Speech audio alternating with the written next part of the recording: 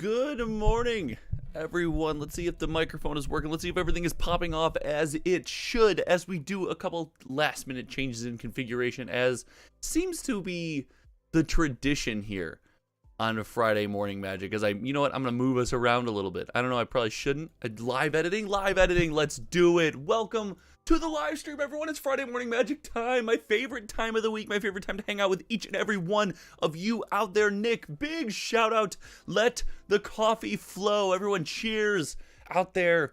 I made my coffee in-house this morning, as they say. Yoko, what is going on? Greg, good morning. SideQuest Gamings, woohoo! Energy drinks. Yoko says, nice hair, Fabio. I have a hair story.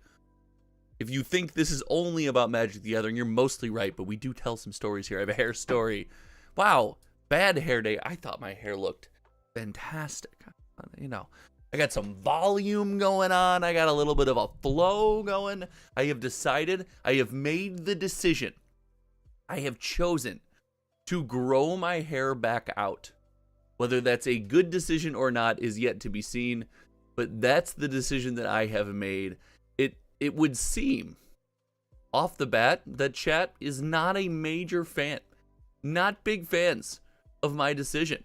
Not big fans of my decision, chat. Ladies and gentlemen, welcome to Friday Morning Magic here. We have a ton to talk about on this Friday morning. I couldn't fit it all in the title, but you know, we have to talk about Lord of the Rings if it's actually pumping. I want to take a first look at Murders of Karlov Manor before we get into the Lord of the Rings stuff, and I need to know if the Lorcana hype is dead. And to do all this, we have sales data to analyze. We have community posts, trends, and just our feelings as people who have been involved in trading card games for 2 decades plus now. So we are going to put our brains to the task, and we are going to decide. Lion should love the mane. Yes, Savannah Lion should be all about the hair. SideQuest Games, you put a moose in a hairdryer. Good story. I did not. I did neither of those things. This is the natural volume, baby. This is the natural volume. Nick says Lorcana Wave put some ice water on prices, which, spoiler, I actually think is a really good thing. I don't think prices should be runaway prices for things like Lorcana, but for all you guys who don't know, this is Hometown TCG. We like to have a lot of fun here, and in that fun, we like to take a look at some sales data. So let's see if I have it configured. Oh, I do! What I have here is a little application data vault that I have built myself that will be going live here, hopefully early Q1 of next year, where we track every single sold listing of sealed product on TCG Player. And this is important because TCG Player drops sales off after 90 days. So for something like, if we were to break down a Magic the Gathering set and go back as far as, let's say the Brothers War, all of this sales history that you see that was older than 90 days ago would no longer be present. So when we went to the Brothers War and went to analyze, let's say, the collector booster box, we would lose most of this history over here. But we get to hold on to this information now, kind of add it to the vault, and remember not only what Magic was doing, but compare new Magic releases and a space in time on a similar marketplace to other Magic releases. And it's not just Magic. We do that for other trading card games as well. As you can see here, we have Disney Lorcana data, and Disney Lorcana, still pumping. But we will talk about that later in the stream. But the Data Vault project is something I'm extremely proud of. We do track a couple indie TCGs as well. We have Flesh and Blood sales data on TCG Player, and we have Sorcery Contested Realm sales data on TCG Player, and these games are looking good. So we got a lot to talk about today. This is a lot of fun. I cannot wait. But before we get into that, I must tell you, I made a decision. To grow my hair, okay? So everyone grab your coffee, have a little cheers. I've made this decision. This decision gets hard right about now, because anyone who's ever done it or seen people who have done it or seen people who have grown their hair out know when you get to this point, it's not long, but it's not short. You can't do anything with it, and it just looks horrible all the time. So instead of fighting against it, I decided to, let it have a little bit of volume. It kind of has a tendency to stick up. I let it get all flowy and poofy, and we're just going to live with it and go with it for right now. So that's the roller coaster we are riding this morning. That is the roller coaster of my life. And luckily it's winter, and in the Midwest here, even my basement, it's freaking cold. And so because of that, I get to wear hats a lot. So hats are my friend in the winter. Savannah's Live, best stream on this channel right now. Press the like, folks. Let's go, Savannah. That's what you like to see. If you haven't hit the like button, make sure you hit it. Because what it does is it helps spread this stream to other people who might want to watch it. So do me a favor and press the like button. And let's start today by talking about Lord of the Rings. I do want to get into Murders of Karlov Manor. There's a first look there. I got some Ravnica remastered takes that I know people are itching to talk about. If you caught my video on the channel, I have some hot Ravnica remastered takes. But I want to start the day revisiting Lord of the Rings. So without further ado, let's check out some Lord of the Rings information. Now, we're going to look at these two sets separately. We have Lord of the Rings Special Super Baller Ultimate Edition, and then we have Lord of the Rings Tales of Middle-earth, the initial release. I've categorized these different because they feel like different releases. They have a different vibe. They have a different feel to them. I don't really view these releases as being the same thing. And I know that in most senses they are, but they're far enough apart where they feel like different releases. So let's take a look at the original Lord of the Rings, and we are going to witness what might be the best-selling Magic the Gathering set of all time. So this initial release, if you can't see behind you, sold a metric boatload of boxes, and it's actually been led by the collector booster box. We see that the first line here is the collector booster box. Coming soon is the being able to see the sales history of this specific item when you click on the link, but that's the next feature being, or when you click on the product, that's the next feature being implemented here. But we have a surprise contender in the arena. We have a surprise in the arena, and if you look on in December, so this month, all of a sudden, 20,000 boxes during the release month. Bangarang. Total huge set. Amazing baller Magic the Gathering release. 5,000 boxes. A standard release worth of boxes in the month following, or prior to and following this release. However, we came back down to earth. 1,200, 700, 400. November, 800 boxes. But I think that's, the re-release maybe added some hype. But now 3,000 on December 8th totaled for December. What the heck is going on? Well, TCG Player did a thing. TCG Player did a thing. And I don't know if it's still up, but they had a deal where they were selling bundles, Lord of the Rings bundles, as they were marketing it as $59.99. They were taking a bunch of money off the top. They were undercutting the market, and it was being sold by, and I can't say this any less sarcastically, or any more sarcastically, I guess. The Gaming Company. That was the name of the seller on TCG, was The Gaming Company, and had thousands and thousands of these boxes available. Let's see if they're still there.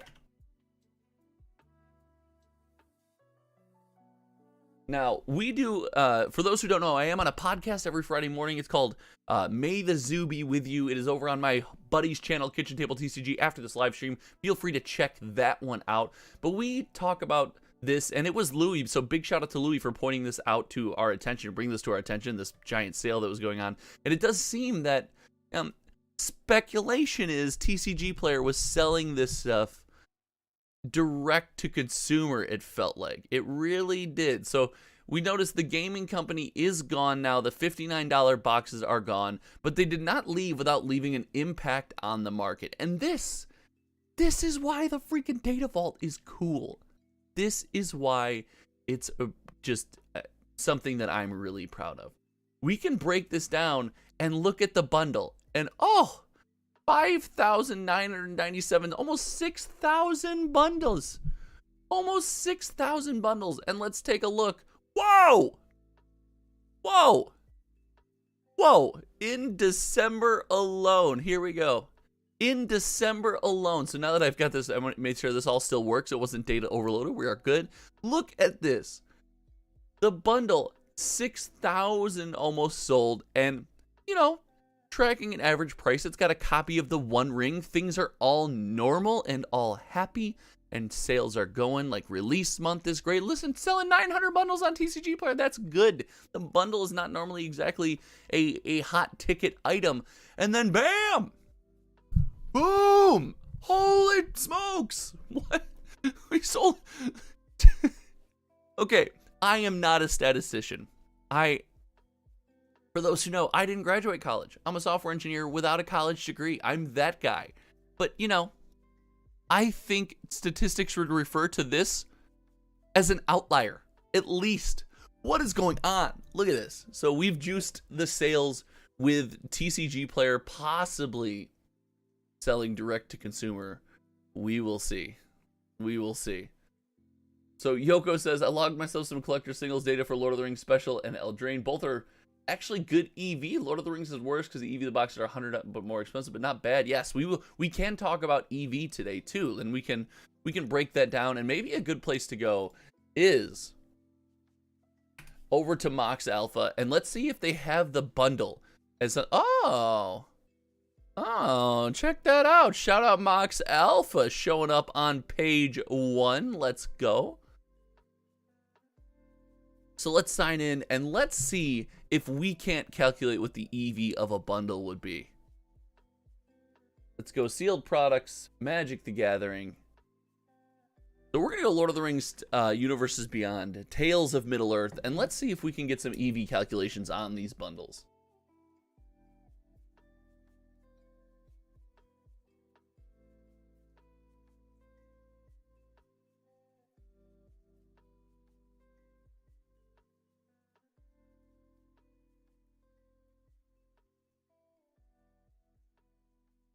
Oh my gosh, can I type? Thank you. All right, here we go. Jumpstart. Riders of Rohan. It doesn't look like we have the bundle, and I think that's mostly because the bundle, the EV of the bundle is pretty set, right? It's going to be pretty locked in. V-Market, 7.1k subs. Let's go. Welcome to the live stream, V-Market. So it looks like we don't have that, but let's keep this up because we want to kind of review some of these sales, because that's not the only Lord of the Rings set we are talking about this morning. Yoko says, my theory is that they're a TCG player selling in disguise. Mine as well. Was the gaming company not from Singapore? I think it was TCG player. That's my guess. Yoko says, Edgar Markov will be a special guest in Karlov Manor. Ooh, let's go. Lord of the Rings was sweet. I really enjoyed Lord of the Rings, but we have more than just that Lord of the Rings set to look out for. We have the re-release, the special. But hold on, I feel like we're not making the special enough. I feel like we're not making the special holiday baller extravagant bonus complete edition bundle of Lord of the Rings coming at you.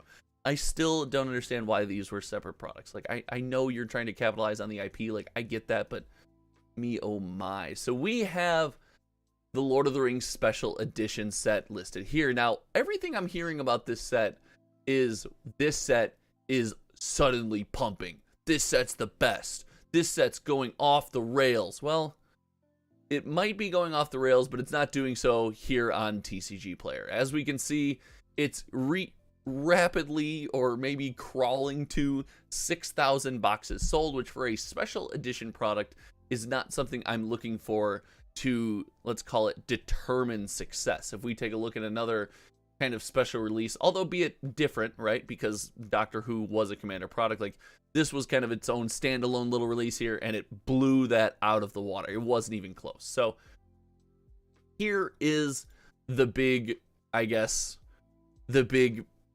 controversy, the big pump, or the big thing that everyone's saying is suddenly doing great.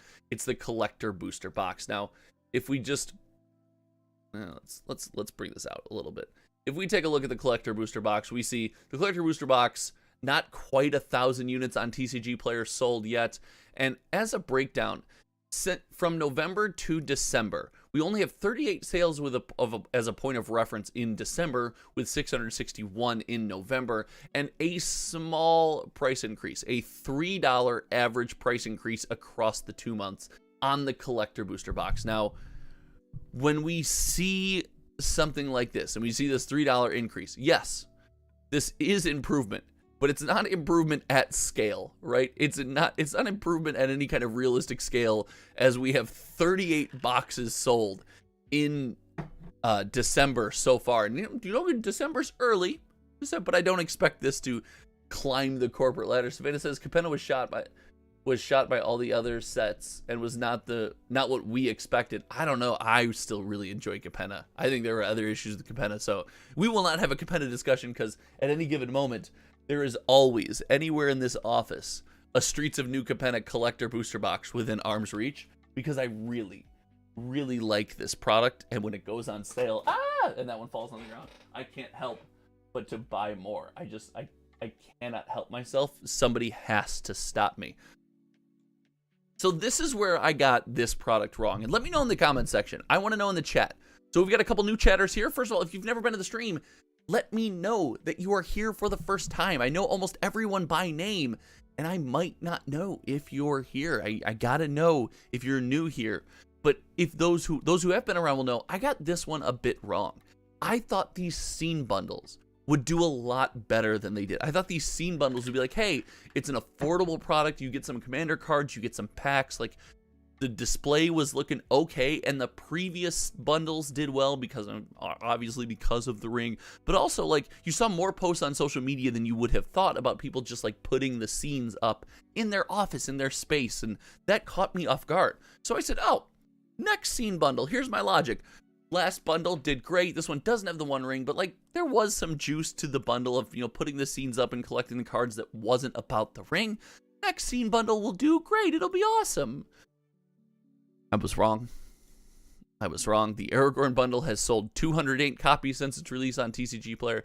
This is there's a pruning service that will run through at the end of the year and prune sales data like this that is just a single box or whatever. So this is, or a single piece of the dice. The sales listing is like just the dice or whatever. So that'll get cleaned up. But there's only one or two of those, so it doesn't really affect the average price all that much. And if we take a look at Lord of the Rings Universes Beyond, and we were to find, let's say, the Aragorn scene bundle, the average price is pretty spot on, right? So it's not affecting the math all that much. But me, oh my, this product was just, it was not the banger I expected. Savannah says 19 in chat, only 10 likes. Hey, that's a pretty good ratio, but if you're here and you haven't, like button, smash it. Now the scene bundle case, it's not the exception, but it's the one element of this subset, this little mini subset that is selling, I guess, okay. And we see the scene bundle case is like doing fine and giving people, I guess, a better experience, but it's not exactly pumping, right? It's not exactly flying off the shelves. So this is something that's really interesting. I'm really enjoying this. I want to keep following this. The interesting part of Magic, when you look at Magic compared to other trading card games and stuff like that, is there's really no incentive to buy by the case, right? You don't really get any kind of bonuses. Most Magic products by the case don't see any kind of major discount. So when you purchase Magic by the case, most of the time you're just getting more of something for the same price. And because of that, you don't often see people go to the case. It's something I've noticed a lot when it comes to Magic. You would think things like the Brothers War, who was, it felt like serialized cards were one per case. There was never declared. It was just, you know, let's put on our tinfoil hats for just a second. That's what it felt like. It felt like they were one per case. And even that case didn't like pop off. I mean, we're looking at, we don't even have 3 digits in the single sales for this case, or in sales for this case for any given month, right? So it's a unique experience to say the least. But all in all, I think Magic is doing extremely well. Just to catch up on the most recent set, we have a video coming out on the channel, and I am so excited for it because Magic at the end of 2023, and I'm gonna go ahead and make the statement. I don't even care. Like, listen, I know people aren't gonna like this. You know what? You know what's a better opportunity? Let's see what you guys think about the poll. You guys say, is Magic gonna drop the ball in 2024? 66% of you do say no, so that is good. The Frizzmeister, good morning. Welcome to the stream. I've never seen your name before. Thank you so much for hanging out, Frizz. Appreciate you. Welcome, welcome. Everyone drop Frizz a welcome in the chat if you're here, if you got the time, if you're not driving. If you're driving or commuting or listening secretly at work, don't get yourself in trouble. But if you have the availability, drop the Frizz a nice good morning. But here's the real question for each and every one of you.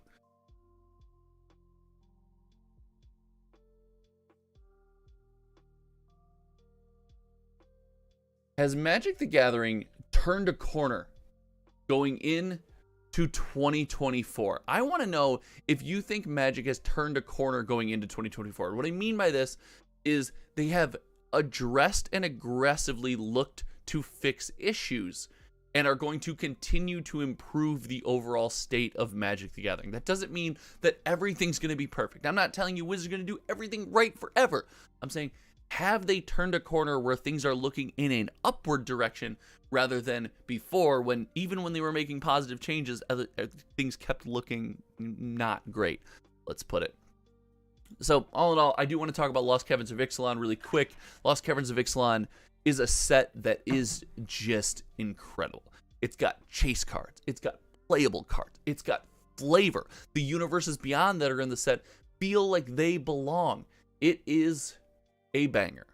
I love this product, and this product is victim to what happens with every Magic the Gathering set up since the beginning of time, since forever. It comes out, we get excited, and then we kind of just wait around for the next thing. That's what's missing, and that's why I think drawing us into any kind of remastered set in the future is going to be tough. Like Dominaria Remastered, the sales overall over the course of a year look great. I mean, this is juiced by a crashing price in several Amazon dumps, but the idea of remastering a set and getting us back involved in something is a bit tough nowadays, because we don't stick around and really become attached to any of these products anymore. Yoko says, I always get by the case. My EV is always better. There's always a few weak boxes, and the banger boxes make up for it. Less risk for the more you buy. Maybe that's the move, ladies and gentlemen. They turned a corner from Eldraine to now, but the next two sets are going to be scary. We're going to talk Murders of Karlov Manor now, so I don't want to get too crazy, but you know what, I'll just say it. I'm skeptical about Murders of Karlov Manor. Ravnica's for sure doomed. Karlov, I have a feeling, is going to be expensive and the market will reject it. We'll find out. We are gonna find out. But let's take a look at the Murders of Karlov Manor.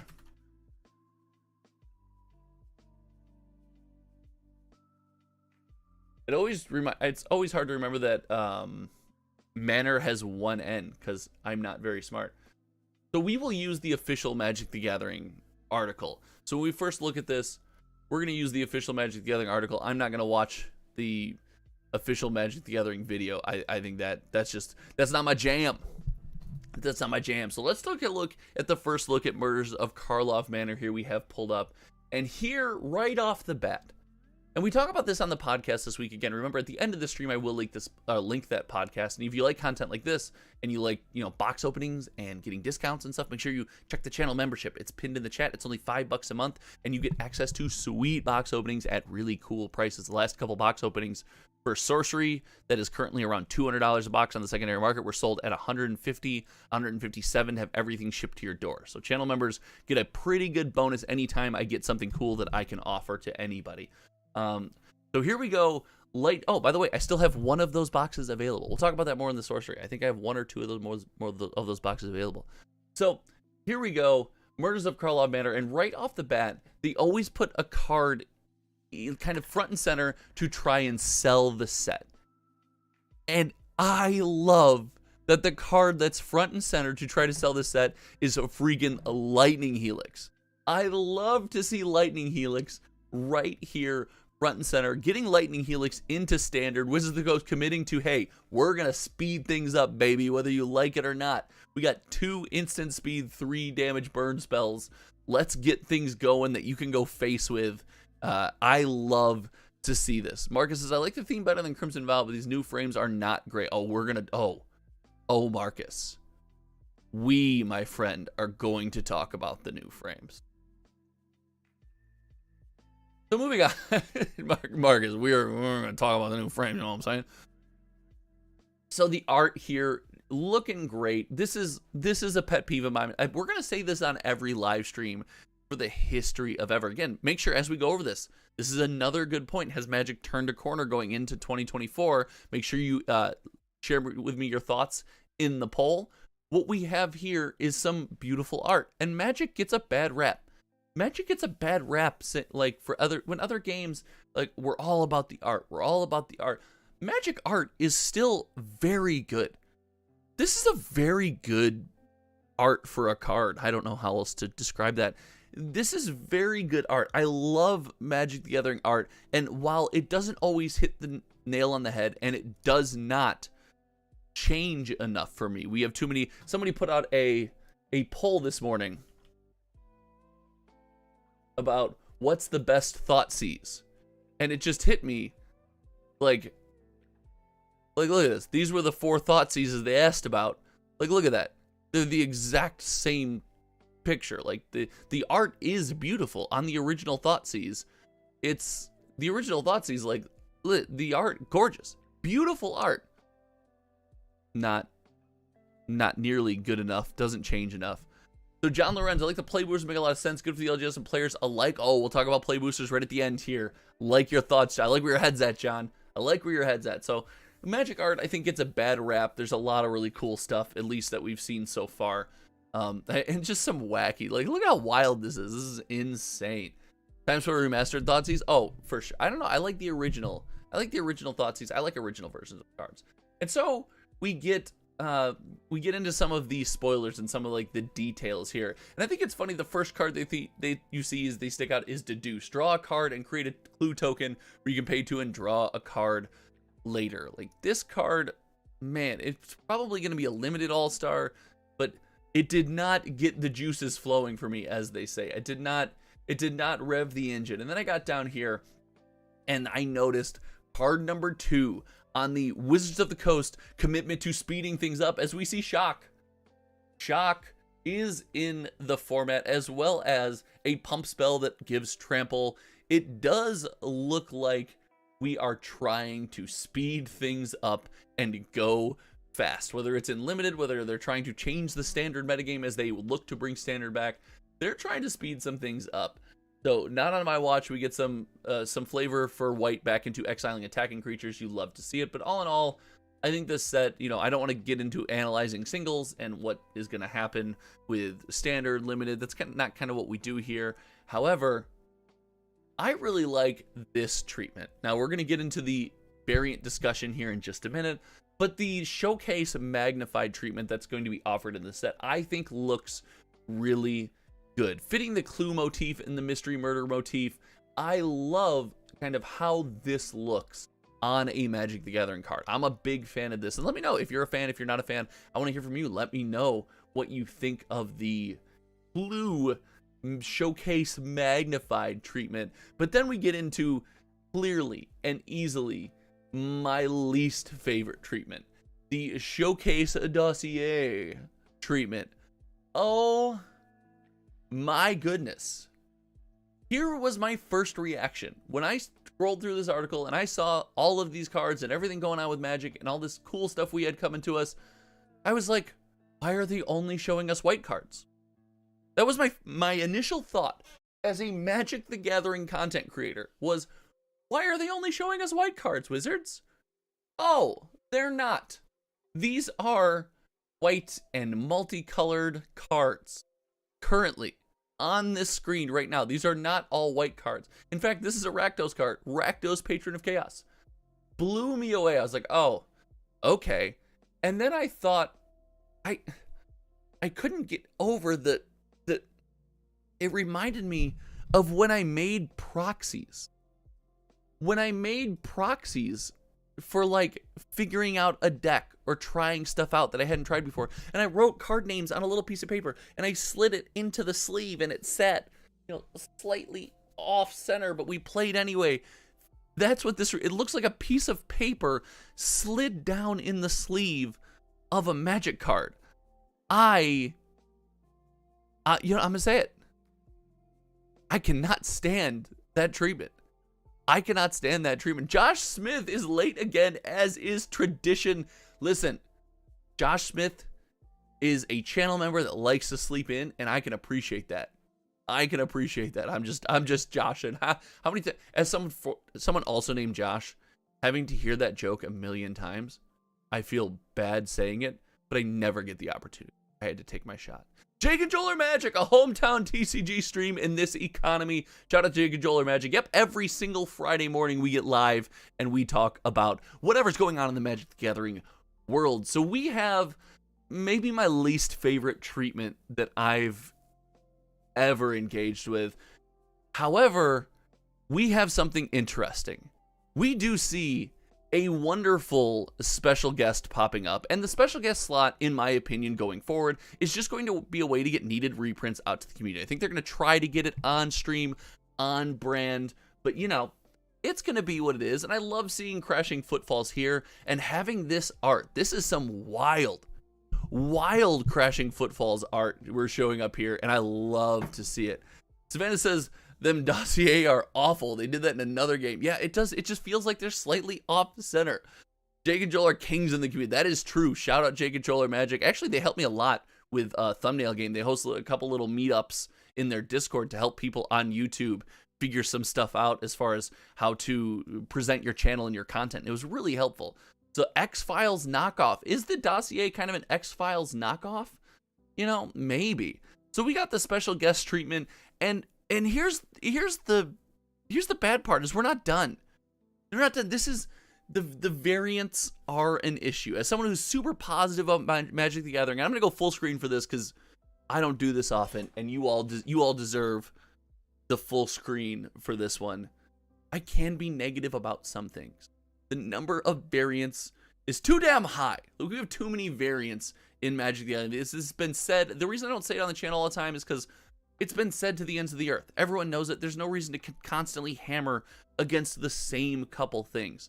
But that being said, when a set comes out and every variant is good, you still enjoy it, right?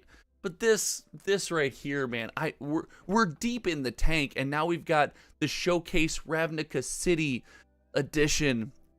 So, you know, we're going on variant number 1, 2. Technically, if we can call the special guest a variant 3, although they're more just like borderless, we'll call it 3, 4. The lands are not really variants, but we haven't even got all the way through, which, by the way, remember when I used to get excited about these lands? And when I do a box opening, I 100% will get excited about these lands again. But man, I am just, I don't know, maybe I'm getting a bit desensitized. I love shiny lands. I love all the different treatments because, like, I love having options when I build my deck. But I think I'm getting desensitized a little bit. Marcus says I like the Ravnica City, though, especially in multicolored. Really? So let's, I mean, listen, I guess that's kind of my point here. It's not inherently bad. It's just, it's just okay. And maybe it's because it's so far down and I've gone through so many variants already. I'm getting desensitized. I'm a competitor when it comes to variants. I'm a competitor in the slap battle. Those slap battles, you know, you see where they hold on to the station and everyone holds on to the station and then they slap each other. I'm a competitor in one of those, and I'm a veteran, and I've just been slapped in the face with variants so many times that when a good one comes across, I'm like, oh, that's neat, and then I just hang on and keep going. That's my life when it comes to Magic variants right now, is yes, some of them are good, and I'm a pretty big fan, but I'm desensitized a bit, I will admit. So this is where we get into booster fun. This is funny. Let's see. Can we zoom in on this here? Let's see. I don't know if you can read the small text. There's a little green star down here, and it says may contain booster fun. And if you notice,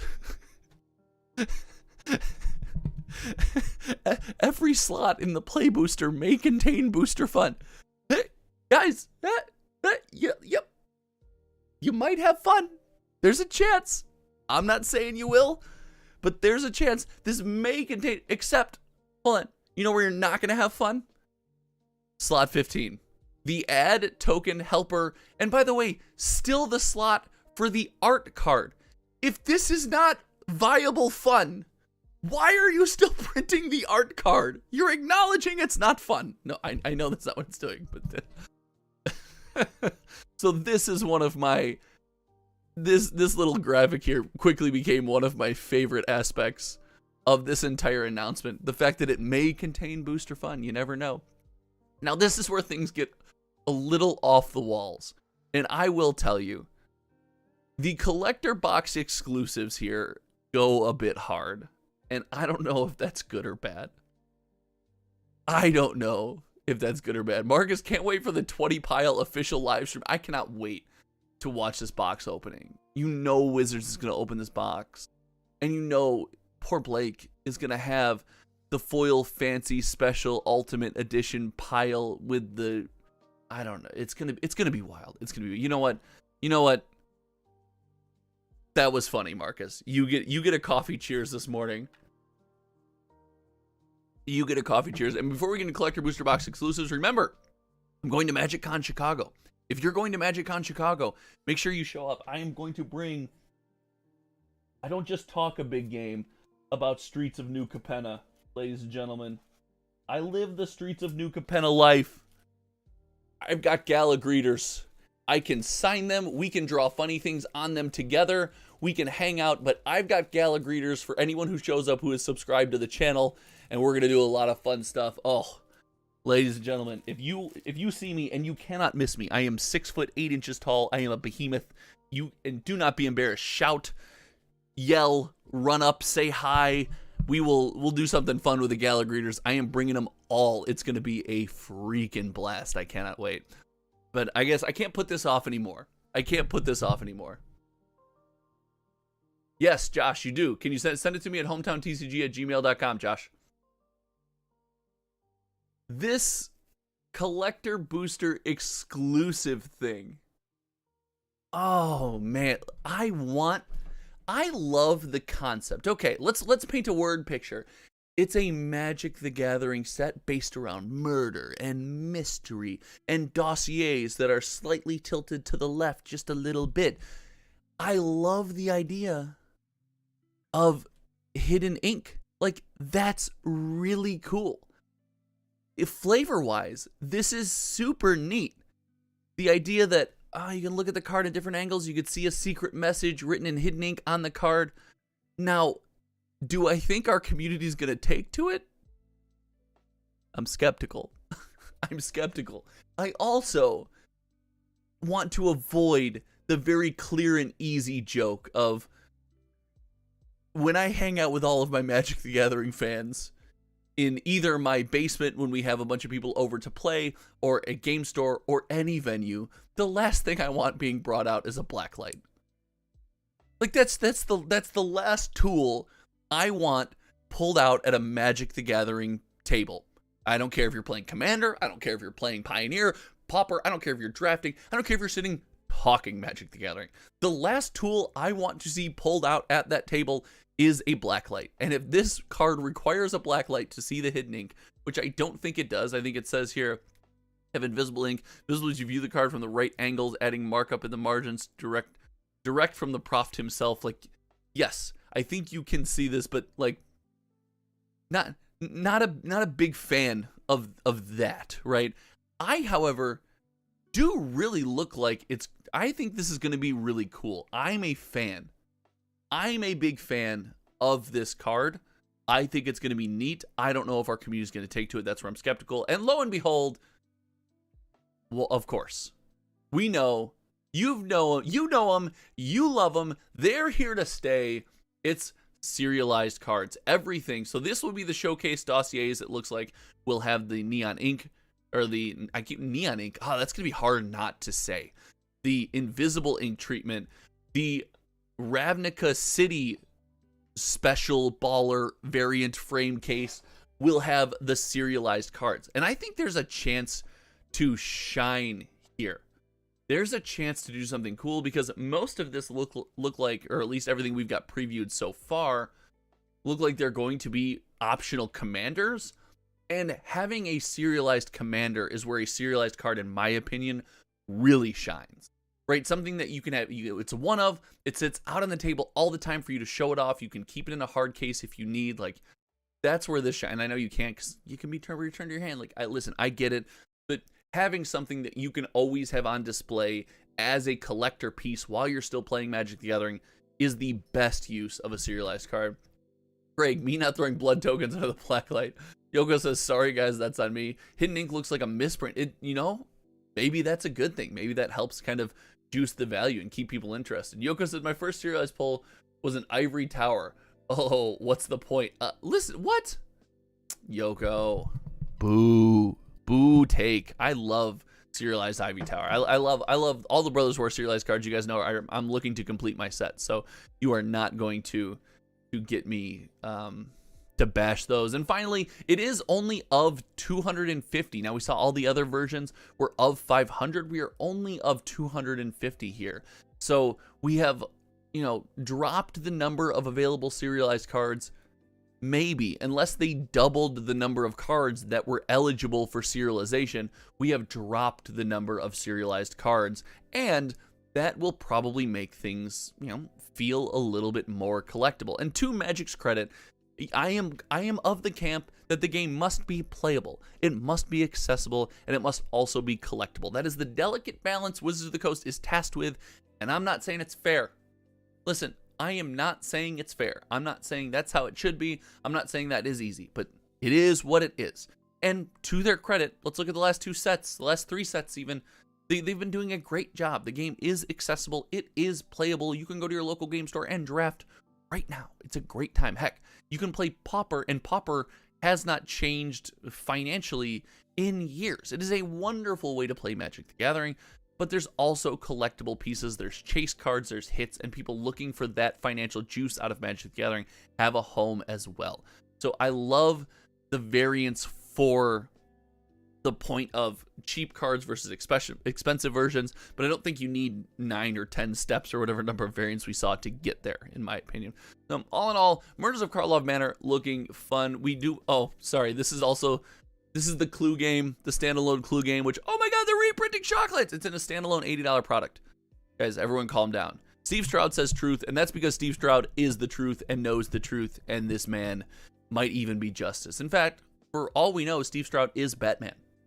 Ladies and gentlemen, welcome Bruce Wayne to the chat. Welcome, thanks for hanging out. So the reprinting of Shocklands here is not, I get into a big discussion with Louis on the podcast this week about the idea of reprinting Shocklands and how the idea is not about reprinting Shockland. It's, you can't, they're using it to market a set. They're using Steam Vents to market a set, and then they're following it up by using Steam Vents to market a set back to back, and it's making it hard for local game stores to market that set. I don't fall into that camp. I don't think Steam Vents in the, you know, Ravnica Clue edition one-off game, whatever this thing ends up being, affects how you market Ravnica Remastered. Like, I don't think that. Will Shocks be in the main set of Karlov Manor? Not that has been spoiled yet. Not that has been spoiled yet. So that means Shocks are not in the main set of Karlov Manor, from my understanding, and I don't believe they're coming to Standard as well. So that's the Karlov Manor. It's too many set symbols still, but all in all, like, listen, I think this is gonna be a fun time. I'm excited, and you know that we will track it down. We will see how the set sells, because that is kind of what we do here. We like to really play around in a lot of this data and get our hands on all of these numbers and see how we as a community enjoy these Magic the Gathering products. Man, I can't believe it's been how long? It feels like forever since our last Magic the Gathering release. Isn't that crazy? We got inundated and like slapped over the head on repeat so much with Magic releases that it feels like it's been forever. It's been so long. Randy Wright has subscribed. Randy, welcome to the... Oh, Randy Wright, Shocklands are not in the main set. Oh, in stream they said? Okay, shout out Randy. Hey, first of all, welcome to the channel. Second of all, welcome to the live chat. And third of all, thanks for the live stream info. Big shout out, Randy. Well done. Thank you. So without further ado, let's take a look at some indie TCG nonsense. Let's take a look at Lorcana, or Lorcana, if you will. Right? Am I right? Right? This game is tanking. It's over. It's all done. Disney Lorcana, the first chapter, booster box, MSRP plus $10 shipping. This is where this game should be. This is where Ravensburger said, they screamed it. They yelled it from the top of the mountain. They said out loud, we are going to print this product until it is at least MSRP. We're going to do it. We're going to keep doing it. And guess what? They did it. Those crazy SOBs, they did it. Lorcana at 149 $1.49 on TCG Player. And I will point out, and let me get to your comments. I want to ask, give me your opinion on Lorcana in the chat. Let me ask this question really quick from you guys. Do you think, like I do, that Lorcana is one of those products that lives really well on a shelf? And what I mean by that is we have things like Commander Masters. We have things like, Double, any of your master sets. You have things that are, popular sets. I think Lost Caverns of Ixalan will probably be this, with the big dinos and all the crazy stuff going on, where when you're sitting at a game store and you've got 15, 20 bucks burning a hole in your pocket, you're like, before I walk out, I'm going to buy a pack. And you walk over to the counter and you look at all the boxes behind the counter and you're like, oh, look at all my choices here. What am I going to open? Well, you reach for something like Commander Legends, Commander Masters, Commander Legends 2 even. You look at something like Lorcana, where it's a product that you're never unhappy to open because it holds a place in your heart, and you can likely do something with all of the cards you get. You'll have a fun experience opening it. So I think this is a product that sits on shelves and lives on shelves really well. Sells, pack by pack. Someone's got a couple bucks, they want to spend a couple bucks on a pack, and they get in on some Lorcana. But I wanted to get your guys' takes on Lorcana. We talked about it coming back down to MSRP, and Josh Smith said, no, it's not crashing. All right, I hope that's what you're talking about. Jake and Joel said it's always bound to crash, so you want it in people's hands. Jake and Joel, see, look at this. Content creators thinking alike. They screamed from the mountaintop that they wanted it to be affordable, and you get rewarded if you believed them. And yes, I believed that is what they wanted all along. Savannah says, yo, Randy, big shout out to Randy. I'm doing the Savannah Lion. I love that. That's always our, anytime you comment, you got the rock on hands, you got the lion head, you got the rock on hands. I'm gonna start mimicking you more. I like that. I like that move. Rancor SNP said, yeah, they will deliver, and they delivered. If anyone doesn't believe in the reprint, all you need to do is look at the price of a trove, because that wasn't reprinted, and that's kind of where we're going next. So bang, nice, good eye, because we see here, and I'll pull this up while I'm going through some of your guys' comments. Yoga, unless they dropped to like $100 and not really crashed the Lorcana case, wasn't meant to be $400 in the first place. See, you guys get it. You guys, maybe, is this the smartest chat on the entire internet? Is this the smartest chat on the whole darn internet? You guys might just get it. Randy says, Jake and Joel, don't listen to him. Well, I love Jake and Joel or Magic. Big shout out. Josh at a live, yes please. Glad I popped in during the Lorcana portion. Pee-wees, welcome to the live stream every single Friday morning at 8 a.m. Make sure you have those notifications turned on. You'll get notified when the stream goes live.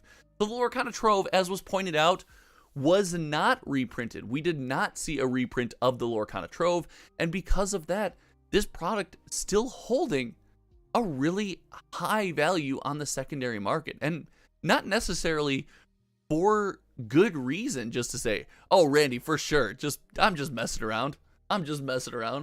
And I'm not saying it's holding value for good reasons. If you take a look, you get the 15 game tokens, a booster pack, 2 deck boxes, the player guide. This is really a booster packs and stuff. If you're getting this for a new player, someone who maybe hasn't been around TCGs, there's a lot of what people who have been around TCGs for a long time would consider fluff in this box. But for Lorcana's audience, and we see this with Pokemon ETBs and UPCs, for that audience, a lot of that stuff that we all look at as fluff is not necessarily fluff. So without undervaluing the rest of the stuff in this box outside of, just the 8 booster packs, it's still hard to see $160 worth of value here. And it's just a reflection of the lack of reprint here. So it's funny to see how this game can shift in my opinion, a positive way. Seeing this available at MSRP is wonderful. And again, you've got one retailer with 11 boxes at MSRP, and we know, we've followed along with this. Let's take a look here, because this is worth, and we haven't updated this sales data today. I don't think the process to update this bad boy has run, but it's worth taking a look at the first chapter. Every time we've seen a price decrease on this product, it has sold more and more boxes. And in December, this was last pulled, the process last ran well before this hit MSRP. We're still looking at, roughly $200 boxes. So seeing the number of sales as prices come down is an indicator to me. And remember, all of this isn't a microcosm. This doesn't represent the total number of Lorcana boxes sold or anything like that, but it is showing to me that people are logging on, they're watching the price. They're watching this product, and as it goes down, they're thinking, okay, I still want it, I'm getting in. Okay, I still want it, I'm getting in. So as the price on something goes down and sales go up, that to me is a genuine community that is being built, genuine community that has demand for a product and are just not willing to spend whatever the crazy prices we were looking at before. I mean, heck, we can see the booster box itself. So just the draft booster box, at the point of the last poll, the average sale was $270, right? And in December, it had already come down. So that's the overall average sale all time on TCG Player. In the month of December, it's sitting down at around 186 for 511 boxes sold. And I think this was as of the 2nd or 3rd. So genuine demand for this product is the Trove, as we pointed out, super interesting. Trove not coming down in price and people just being like, nope, not buying it. Pee-wee said, did you guys talk about potential Q1 2024 Chapter 1 reprint and how it may further affect Chapter 1 prices? To my knowledge, the smaller reprint before end of year. Now, there's some speculation that this was not the small, that it came to us early, that the Q1 reprint came out. But even if we get a massive reprint and boxes of Lorcana come down to $100, boxes of Lorcana come down to $105, $110 on the secondary market, I still think that's a win for the future of the game, in my opinion. Have to do some shopping, folks. Have an awesome weekend. Savannah Lion, you're always here. You're always checking out the videos. You're always commenting. Everyone, Savannah Lion gets a goodbye. I don't know which way those heads go on here, but we're going goodbye, Savannah Lion, as I got the main going on as well, just like you, bud. So thank you for hanging out on the stream this morning. Oh, guys, I have 2 cases of Lorcana coming in for box openings that will be offered to channel members. If you want a Lorcana box opening, make sure you're a channel member. You can join at the link in the chat. It's pinned at the top. And also message me at Gmail at hometowntcg@gmail.com. Send me an email. We will get you queued up for those box openings. I think we still have some slots left. I have pre-sold a couple slots already. So there's only 8 total. I think we pre-sold 3 already. So I think we got 5 left. So hit me up. Let me know as we get into some of these sorcery discussions. Well, let's talk Chapter 2. Let's talk Chapter 2. I want to talk Lorcana Chapter 2. So this is what was interesting and I always found super wild about Chapter 2. Josh Smith says, I still agree with a handful of the content creators. Lorcana would be an easy entry for a younger generation to TCG. I don't think Lorcana's crashing. It's where it was intended. Lorcana having a low price is good for the economy as a whole. I see ya. Yoko says, I love that they stuck to their guns and actually took swift action to meet demand. Heck yeah. Later on, Yoko. What do you? If Yoko's leaving, let me know. I want to make sure I say goodbye to Yoko. Yoko's always here every single week. I got derailed there a little bit. Listen, I will admit, I get derailed from time to time talking to you guys because I don't get to go live often. So I love every Friday when I get the opportunity to do this. Lorcana Rise of the Floodborn, significantly less sales than we saw for the first chapter. Now, part of that could be that the first chapter is still so hyped, still so sought after, but part of that very well might be people not in the TCG world.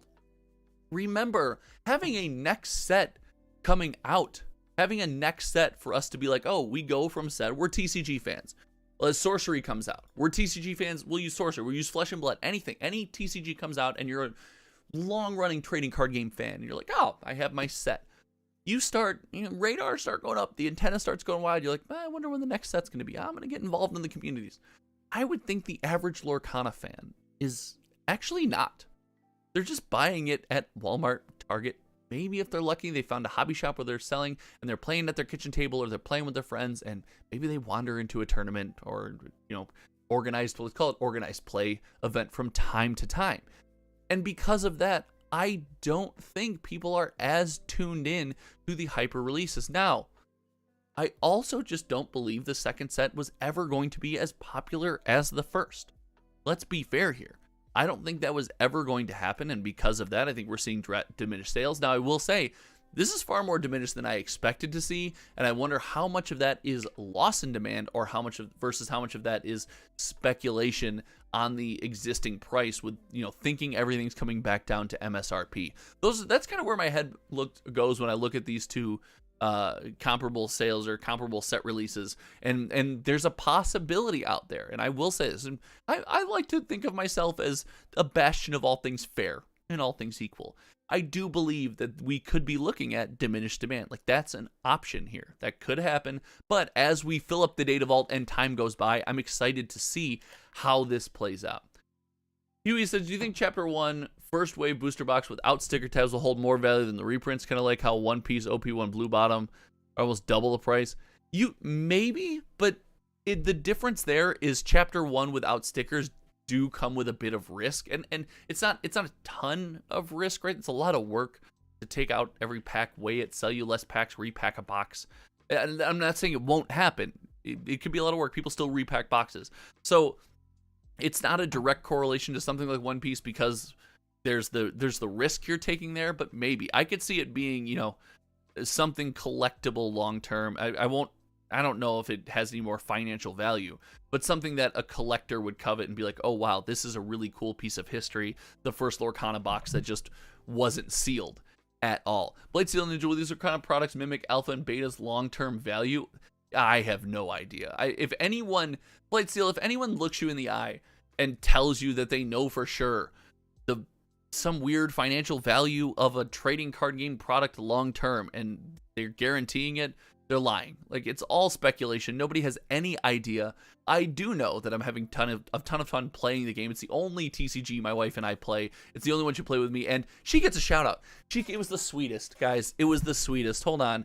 It was the sweetest thing in the entire world. I had a really rough day at work this week. I had a really rough day. And she came home, and she had stopped, and she had picked up something from Target, and she got she needed to pick up something for herself and something for our daughter.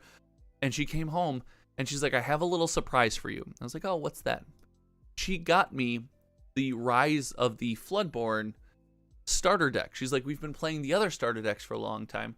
How would you want to do? Maybe you and I can do a live stream. We'll open these, we'll sleeve them up, and then later you and I'll sit down and play. And I was like, oh my, like seeing her know I had a hard day and like reach out and engage with me in my hobby that trading card games outside of Lorcana, she couldn't care less about. She is not a trading card game woman. That's not her jam, as they say. But to see her like extend that, hey, I know you're a nerd. This is your jam. This is how we do it together. I'm going to bring these out. I was like, oh my God, that's so sweet. I was like blown away. I was like, oh my God, that's the sweetest thing in the entire world. So that's going to be a lot of fun. So big shout out to my wife for being so nice for that. We are reaching the end of the live stream here. We got to talk about Sorcery Beta. So, Christopher, Blue Bottoms didn't have better pull rates. I said, though, personally, as someone who's out of the loop for the TCG economy for like a decade now, a new set every 3 months seems insane to me. Oh, Rancor, welcome back. Who wants to give Rancor the news? Who wants to do it? Who wants to give Rancor the news?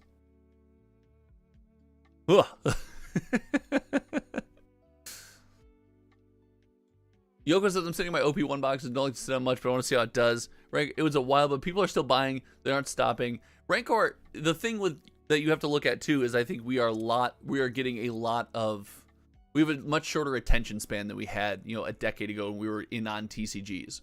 We have a much shorter attention span than then, and because of that, these companies want to give us more products. We're more willing buyers more frequently. I think they're sensing that, and something that they're going to do. Ads will run. No. Skip ads. Get out of here, ads. I'll talk to all the women who tolerate their man's TCG addiction. Yes. That's sweet. That's sweet, man. Does your wife sell TCG interest lessons to other wives, or like my wife to sign up for that class? Listen, try.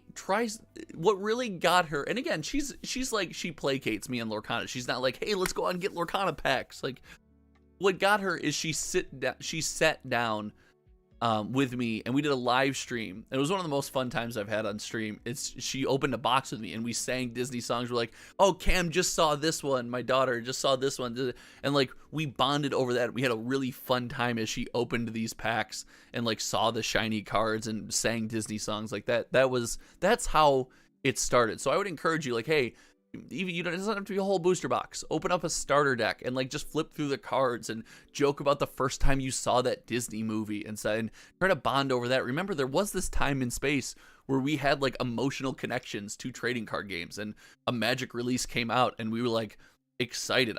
I remember Mirrodin's release. I was so excited. I had so much fun. The original Kamigawa block was a blast. There was that time, and I think you have an opportunity with significant others, friends, whatever it might be, kids, to capture some of that with Lorcana. I feel like you could have had the same six. Oh, yeah. Would not expect my wife or daughter to try and play Commander with me. Yeah, no. Marcus says, oof. My wife fully endorsed after seeing how much fun I have, and she saw how much reserve list cards were worth now. Yes. Yes. Josh says, wife tolerated my love of Magic so much so she started playing with me. I built her a Dino Tribal, and she loves the deck. Is wicked nice. Josh, hey, I haven't got her to play Magic, but that's awesome. So finally, before we end the stream, I do want to check out Sorcery. So the Sorcery trading card game. And if you haven't yet, I have 2 boxes of Sorcery left. There's a box opening going out for Greg today that is a banger. And I am selling those boxes at $157 to channel members shipped to your door. I believe that is roughly $50 under TCG player pricing. So let's take a look here. Let's just take a look, because I want to talk about Sorcery sales as a whole. So it's good to know what the price is this morning. Looking at $184.99 plus $10 shipping, so $195, more than $200 out the door. I'm $157 out the door. Everything shipped to your door, or $150 just the hits. If you're a channel member, email me and make sure. Again, guys, we try to get 3 channel members a week. The community is constantly growing. Consider, if you're having a lot of fun, you love this stream, it's something you really enjoy engaging with, and it's something that brings you some value. Click that link and try to get some of this exclusive content and these sweet deals. But now that the commercial is over, I have to talk Sorcery. Sorcery has been a wonderful experience for me from a box opening perspective. Yes, David, your box opening is queued up. I cannot wait, David. That's going to be a lot of fun. Big shout out, David, getting the Sorcery box shipped out to them. So this sales data is probably the most interesting that I have seen in some time. The fact that this product came out and sold at the numbers that it did after being released and delayed and not on TCG Player right away, I honestly thought we'd see probably 500 boxes sold on TCG Player. So to see 1650, this is just a bonus, right? This is the sign that people are willing to buy. And this is something I look for. We've talked about it with other TCGs, and we'll talk about it here with Sorcery. As the price increases, right? We see this price increase, and we just talked about it with Lorcana. We see the price start to go like this, and I do think we need to be careful. This is not an investment channel, and also this is not an investment vehicle, and I don't expect these boxes to be $200. That's just not an expectation of mine, but none of this is financial advice. Spend your money however makes you happy. One thing I do notice, though, is the $200 price point has not really stopped people from purchasing the box.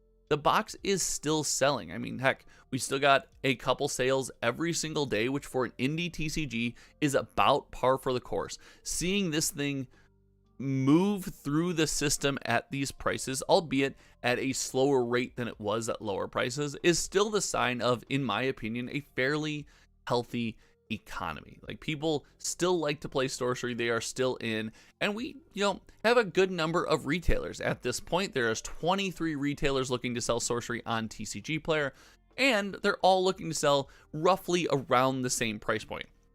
Everyone's seemingly a couple bucks apart, but we're getting sales right around the same price point. The Wild Wild West is where whenever you go to the last sale listing, like, the person that's listed, the TCG enthusiast, like, taking their box and be like, one day I'm going to be the lowest. I'm going to make $300 on my box. And you're like, I don't know.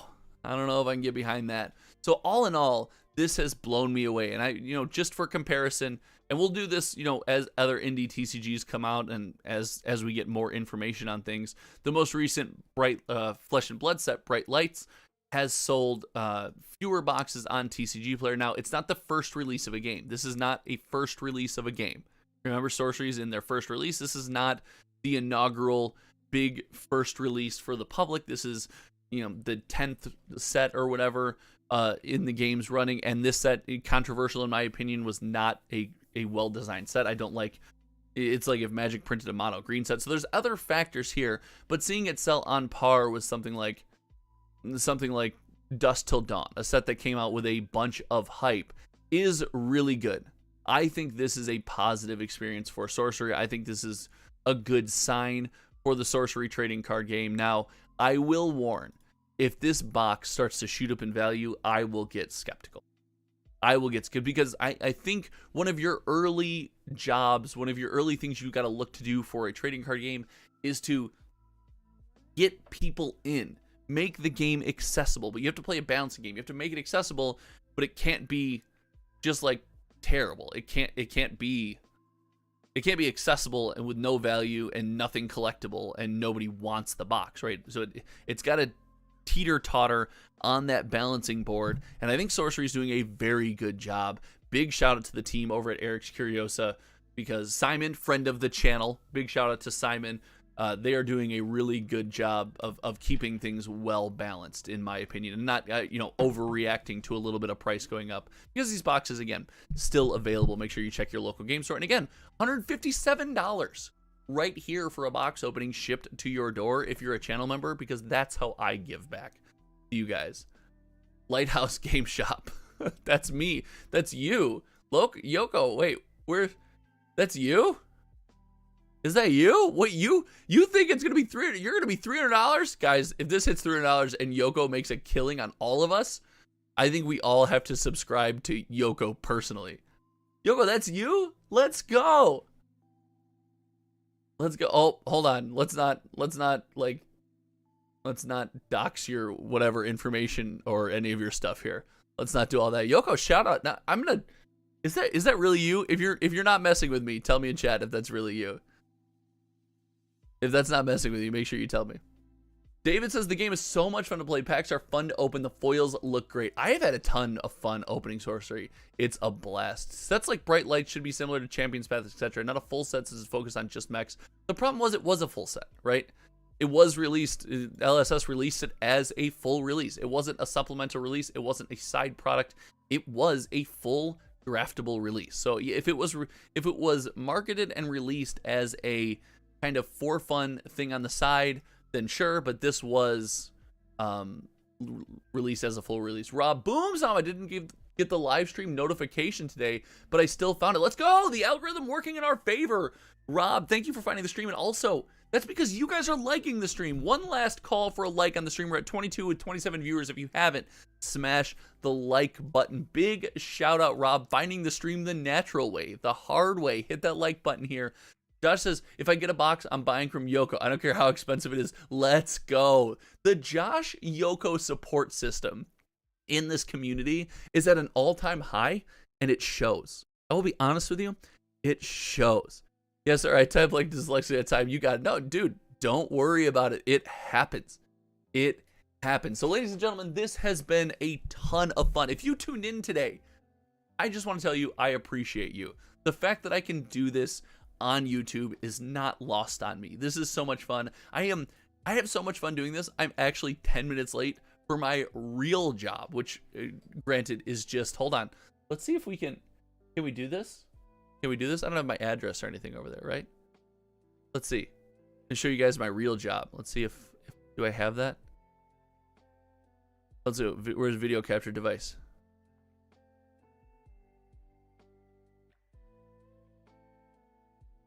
There you go. I'm just going to walk over there. I didn't want to do a KVM switch or anything, so my second workstation is just right over there. I didn't want to do a KVM. It would just be annoying to kind of clutter the desk as I'm doing box openings and everything with a KVM to switch between work computer and home computer. And I got what will be the Hometown TCG website server down here on the floor by my feet, all wide open and sticking out and everything. That's, yeah, and there's a lot of maintenance going on that. That's where you play Warcraft, I say. I do play World of Warcraft from time to time. My subscription just updated because I forgot to cancel it. So, whoops. I have four BCW boxes full of cards, fully alphabetized and ready to list. I have a lot of work to do. Oh, Yoko, good luck with your work. Have Patreon. Let's make this your real job. We need you full time. Blightsteel, I don't use Patreon. I use channel memberships. So channel memberships for YouTube similar to Patreon, except I don't have to drive to another platform. And when I make exclusive content, it just goes on the YouTube channel. So if you want to support, if you're looking to try to help support, buy me some coffee and help make this, improve the stream setup. And actually, big shout out to the channel members. That's why we can do box openings, because they helped improve the stream setup. So big shout out to them. You can join the channel membership. You get exclusive content and all the fun stuff, discounts on box openings, fun things like that. So no, I'm just one guy. I have a full-time job. I have a daughter. I have a wife. If I had the time, I would do another platform, but YouTube channel membership is where it's at for me. But thank you guys so much for hanging out. This has been a blast. I'm going to say goodbye to everyone in the chat. Yoko, Bird, Rob, David Johnson, excited. Check out your box openings. We have a box opening for, I think, Greg coming out today. It's scheduled. I'll check the YouTube. If it's not, I'm going to move it up to today. So it'll come out today. Josh Smith always hanging out. Appreciate you guys more than you can possibly imagine. Marcus with the great thoughts today. Randy, welcome to the stream. Randy and Rancor joining the stream. Steve, channel moderator, stopping by just to be Batman. Batman themselves stopping by in the chat. Christopher Fung, Blue Bottoms didn't have better pull rates. Yep. So thank you, Savannah Line, who's not here anymore. Pee-wees, thank you guys for hanging out. Until next time, you guys know me. My name is Josh, and, well, we will see you around. Everyone take it easy. David, email me. Let's go.